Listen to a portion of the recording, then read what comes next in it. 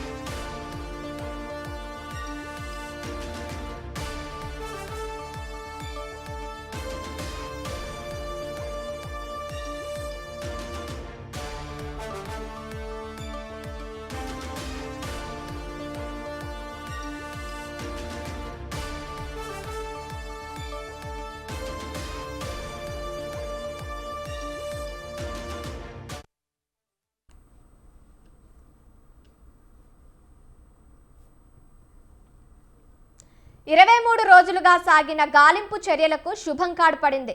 కోనసీమ జిల్లా ఓడలరేవు నుంచి వేటకు వెళ్లి గల్లంతైన బోటు ఆచూకీ లభించింది. 7గురు మత్స్యకారులు ఒడిశాలోని పారాదీప్ తీరానికి సురక్షితంగా చేరుకున్నారు. మత్స్యకారులను వారి స్వస్థలాలకు సురక్షితంగా తీసుకువచ్చేందుకు అధికారులు చర్యలు చేపట్టారు. 23 రోజులుగా సముద్రంలో గాలింపు చర్యలు కొనసాగించిన అధికార యంత్రాంగం బోటు ఆచూకీతో పాటు మత్స్యకారులు క్షేమంగా ఉన్నారని నిర్ధారించడంతో కుటుంబ సభ్యులు ఊపిరి పీల్చుకున్నారు. రైట్, ఇదే అంశానికి సంబంధించి మరిన్ని అప్డేట్స్ మా ప్రతినిధి సూర్య ఫోన్ ద్వారా అందిస్తారు. సూర్య, చెప్పండి. రైట్ కావ్య, అంబేద్కర్ కోనసీమ జిల్లా అమలాపురం నియోజకవర్గ పక్కన ఉన్నటువంటి వాడలరేవు గ్రామం నుంచి గత ఆగస్టు 3వ తారీఖున బోటు చేపల వేటకి వెళ్ళినటువంటి బోటు గల్లంతైన విషయం అందరూ తెలిసిన విషయమే.